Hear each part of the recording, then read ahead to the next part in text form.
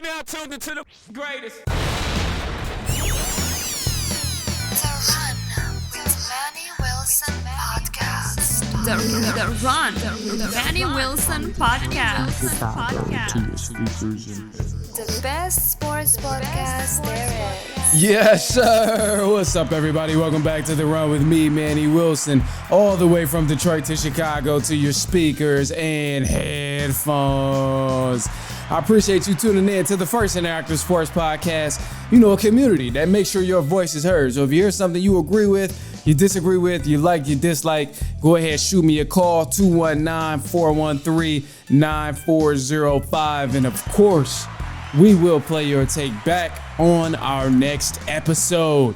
Now, look, man, we got a couple different things to cover today. It's actually a little bit going on in the sports world. I've been keeping up with the Champions League lately, and soccer isn't anything that's, my forte, which is why I don't talk about it often, but it is very interesting, and Real Madrid has been killing it, and I like Real Madrid, so, I'm liking it, but I'm learning more and more about it. But one of these days, y'all just gonna pop up and hear a whole full segment about Real Madrid and how they won the World Cup and all of that. It's gonna be crazy, but that's completely different. The main thing and the main focus here is something much more interesting. Jontay Porter of the Toronto Raptors, he was banned from the NBA for life. Banned for life. So he was gambling as he's in the NBA. And we know that's a zero tolerance policy there, but this man had an NBA contract worth about $2 million. And when he was sports betting, he sacrificed it all for just under $22,000 in profit. So, when I first heard this, I'm like, well, how the hell did they figure this out? Like, how do they find out when people are betting on games? And when I looked into it, I'm like, yeah, this was really his fault. It wasn't like, something happened where he could be innocent. No, this was all his fault, bro. He was kind of being a dumbass. And, he wouldn't be a dumbass if he didn't get caught, because I'm a firm believer. Like, if he would have got away with it, if we would have read this report and we would have seen, his earnings was $15 million, we would have been like, damn, bro, kind of smart. He got away with it. He did his, like, we would have gave him some props on that. But the fact that he got caught by doing some stupid things is what makes it so much worse. So looking into it, he got caught because there was the sports book that he betted with. There was multiple sports books apparently, but they reported a surge in his betting numbers under his stats.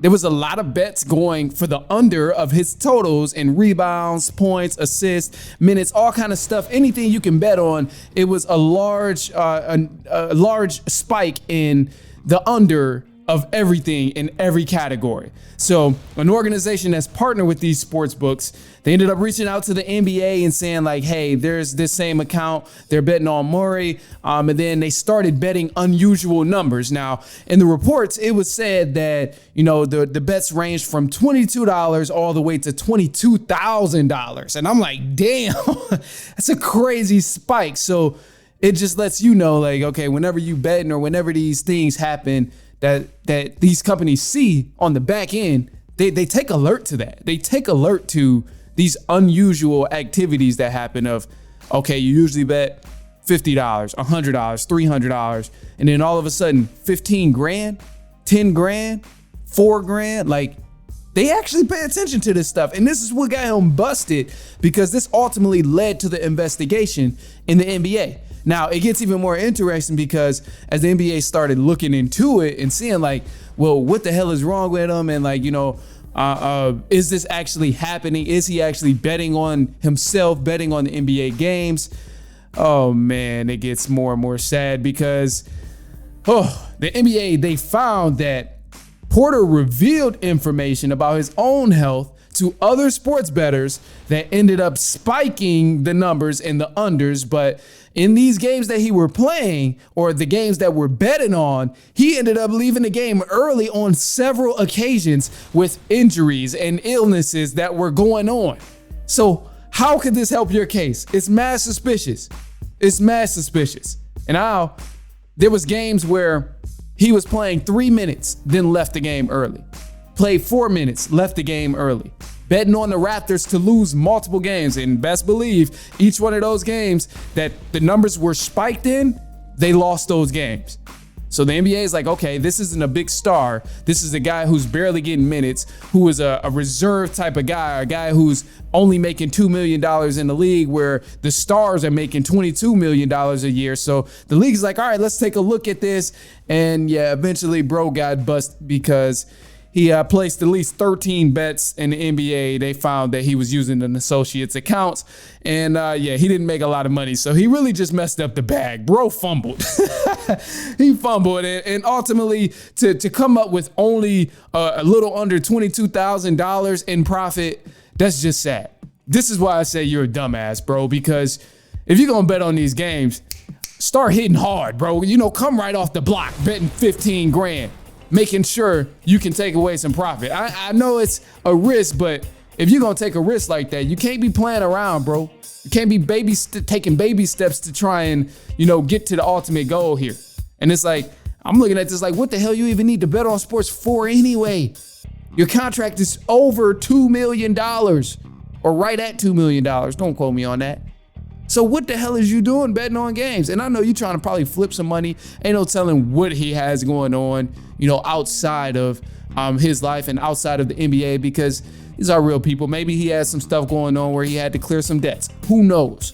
But ultimately, you got to do a little bit better than that. You got to do a little bit better than that. Out of all the people who's getting minutes and all the different stats and the people in the league that you can bet on, you choose to bet on yourself.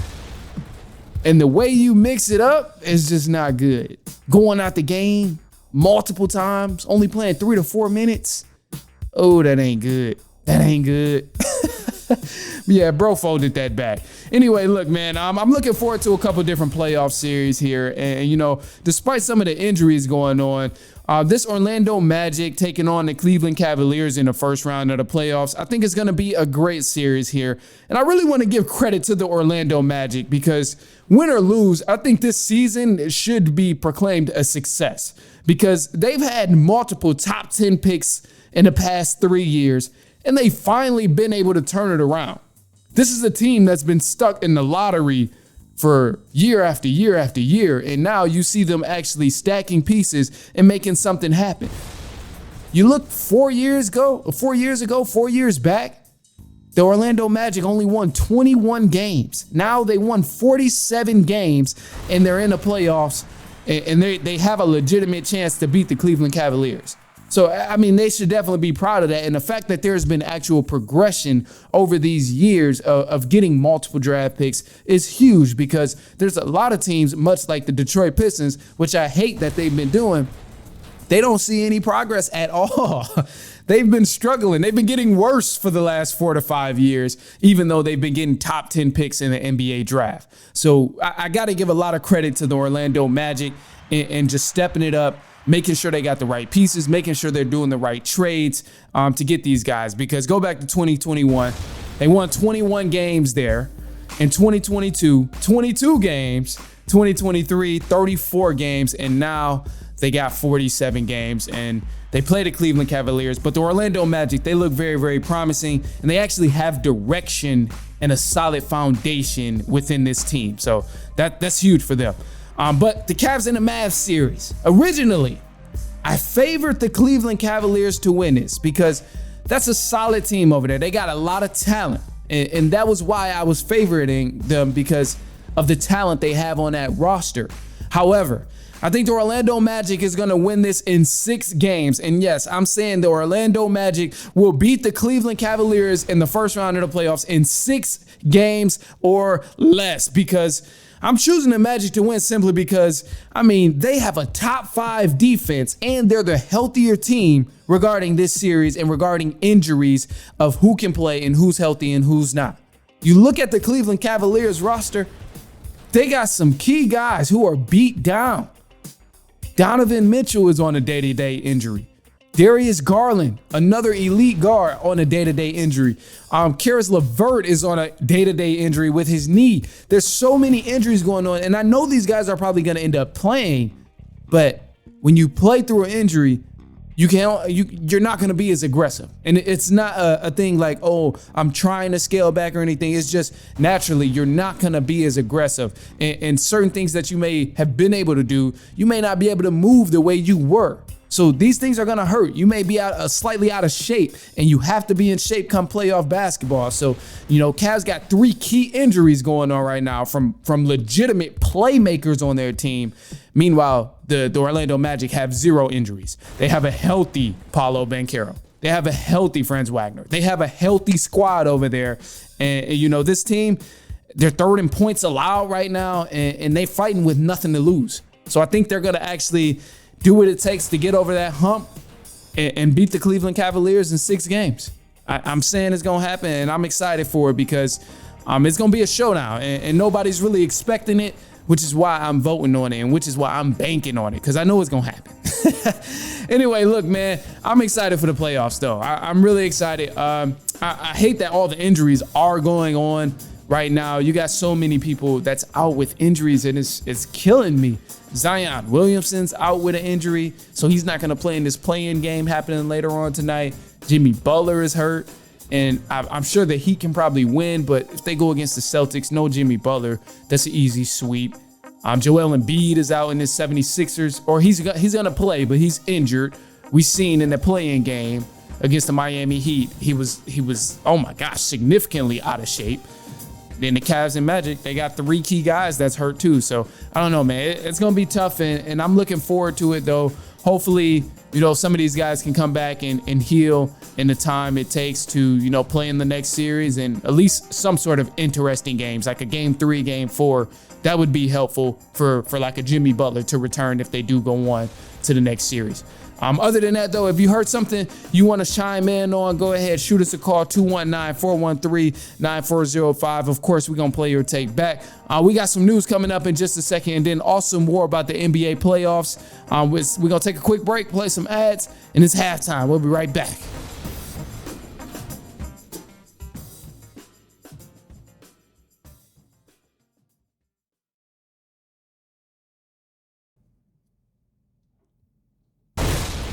All right, news for the run. Let's get into it. We got the last slate of the NBA play-in games. And tonight, you're going to see a game for the 8th seed. In the Western Conference, you will see the Sacramento Kings play the New Orleans Pelicans. And the winner of this game will go against Oklahoma City Thunder in the first round of the NBA playoffs. And in the Eastern Conference, they're also playing for the 8th seed tonight. You'll see the Miami Heat take on the Chicago Bulls, and the winner will take on the Boston Celtics in the opening round of the playoffs. And these games are going to be played later on today. I think, don't quote me on the time, so I'm not even going to go there.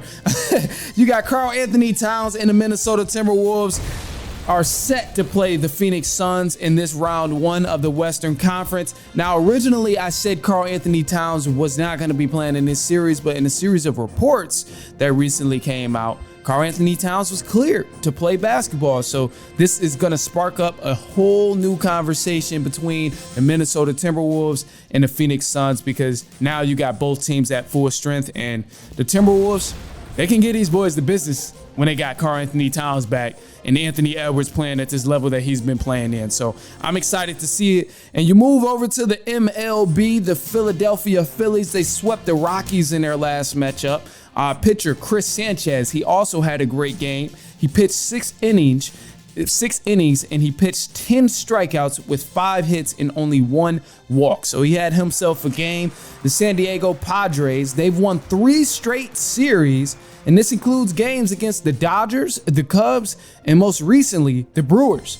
The pitcher Michael King, he had a close no-hitter the other day. He pitched 7 innings and had 10 strikeouts, only allowed 2 hits and 1 walk. That man had himself a game. The New York Yankees, they struggled in their recent loss to the Toronto Blue Jays, and the Chicago Cubs, they've won 2 straight series. They finished out a 3-game series 2-1 over the Arizona Diamondbacks, and in total, they've won 4 of their last 5 games that they've played, and they're currently playing the Miami Marlins right now, and it's a 3-game series. I'm actually going to be attending this game. I was supposed to go yesterday, which is why you didn't receive the episode. But the game got postponed. I think they were scared it was going to rain, and it did rain a little bit, but I think they just postponed it rather than trying to delay it time after time. But I'm excited for it. So it's postponed to Sunday. I'm going to see a doubleheader on Sunday, only the last game, though. So it'll be exciting to watch. I'm sure the Cubs are going to dominate. Right now, they are smacking up the Marlins. Right now, I believe it is like, last time I checked, it was like 7-1. It was killing them. So let's see. I'm waiting for this to load. Yep, 8-1 right now. Cubs are winning right now, and you're at the bottom of the fifth. So, I'm looking forward to the Cubs winning. It's always fun when you go watch your team win, but I'm not sure who I'll see pitch because it's a change now. The game was switched. I got to go back and check on that. Anyway, look, man, we got a new series here. The Los Angeles Lakers and the Denver Nuggets are playing each other in the first round. I love to see it. I'm excited. We've seen what happened last year. Last year, this was a clean sweep over the Los Angeles Lakers. The Denver Nuggets, they brought them brooms out. They brought them brooms out, and they got the Los Angeles Lakers out of there in 4 games. Now, a lot of people have been anticipating this, and they're like, all right, hey, is the Lakers going to get swept again? They played the Nuggets. They haven't been able to beat them in the regular season, and now they got to play them again in the playoffs. They didn't really change too much on their team. Are they going to get swept again? I find it extremely, extremely difficult that LeBron will allow himself to get swept twice by the same team with the same players. I just find it unbelievable that will happen. LeBron is far too smart of an NBA basketball player to have learned nothing from his previous experience against the same team with the same players. I just don't see it happening. I see the Lakers end up getting at least 2 games minimum because of this, but ultimately the Denver Nuggets will win this ball game in 6. They're going to win the series in 6. I see that. It's no doubt about it. And although the Lakers, they've been playing better and they've been good. We've seen them in the play-in. They've been okay. Sometimes they go on these streaky runs and these streaky games, these streaky weeks in facts. Ultimately, we're not going to act like the Lakers was complete garbage last year. We're not about to do that because the only real difference is they got rid of Russell Westbrook, brought in D'Angelo Russell, and they got rid of Patrick Beverley. Other than that, that's like the main difference. And D'Lo has been playing well, but he still has not been the most consistent player that you can bet your bottom dollar on. I'm not going for that. Lakers, they're a solid team, but they're awful when LeBron isn't on the floor. When LeBron is not on the floor, it probably doesn't show statistically, but looking at the games and when you're watching the games, you can see the game shift away from the Lakers when he's not on the floor. You can see the IQ even just sink to a lower level. And it's sad because, they can go on a 10-point run. They can be on a 12-point run. But as soon as LeBron goes and gets some rest, that's when you see guys start making bonehead mistakes. And the decision-making isn't even there when LeBron isn't on the floor. And because the Denver Nuggets have so much help coming off the bench and they got guys who are high IQ guys playing in the game, I think this is going to be a key difference maker of why they can beat the Los Angeles Lakers again. And how could I forget? They have more talent than the Los Angeles Lakers. They're going to beat them. And performances from Roy, AD, D'Lo, pretty much anybody who's not named LeBron, they're going to have to come with it if they want to even keep this series close through all 4 quarters. You got to outplay them through all 4 quarters if you want to get 1 game, yet alone 4 games. It's not happening, man. The Denver Nuggets, they're going to win. They got too much bench support. They got better rotations. And I think in-game adjustments is going to be a huge separator from what we see Darvin Ham do and then compared to Mike Malone and what he does when he's coaching his team. And ultimately, I'm going with the Denver Nuggets to win this series because they have more talent on their side. That's why I'm choosing them. They're better. They're gonna out-coach the Lakers. Darvin Ham don't do nothing but sit there with his hands in his pocket. That man's a character. Yeah, I don't know. It's going to be cool, though. Anyway, look, man, Denver Nuggets in 6. I'm betting on it. I'm excited for it. The games start this Saturday, actually, which is why I wanted to roll this out. But it'll be a handful of games that you see Saturday when the playoffs actually start. But it's here, man. It's in full effect. Other than that, that's all I got for y'all today, man. Shoot me a call, 219-413-9405. More of a chill episode today, but hey, go ahead, shoot us a call. Let us know if you got a quick take, you got a question, anything you want to share with us. Of course, we'll play your take back on our next episode. And I can't forget to leave you with a positive note. I'm going to just go ahead and leave you with this, man. I'm going to tell you this. Do what's best for yourself. And not in a selfish way, but also not in a, I'm about to get off track. I'm over here freestyling. I was about to tell you some BS. So I'm gonna keep it simple because I'm not about to overthink this thing. All right, look, I was about to try and get deep, but every day ain't meant for a person to be deep. And you know, hey, that's gonna be the message. Sometimes you just gotta let it be. It is what it is. Sometimes it ain't meant to be as deep as you want it to be. It ain't meant to be as serious as you want it to be. That's the lesson right there. I was about to freestyle and it was about to be some BS that I was gonna feed you. And I'm not even with that. I'm not about to act like everything is so deep when it's really not. So that's the key right there. That's the takeaway from this episode. I hope you go on, enjoy your weekend. And that's the key that you need to remember. Everything is not as serious as it may seem. So, you know, sometimes scale back and just realize, let it be what it is. It is what it is. All right. Other than that, man, I'm gonna see y'all Monday. Send this to a cousin, a brother, a niece, a nephew, a coworker, a friend, a spouse, anyone you know who will enjoy sports. And until then, we will be back later on next week, and so on and so on and so on.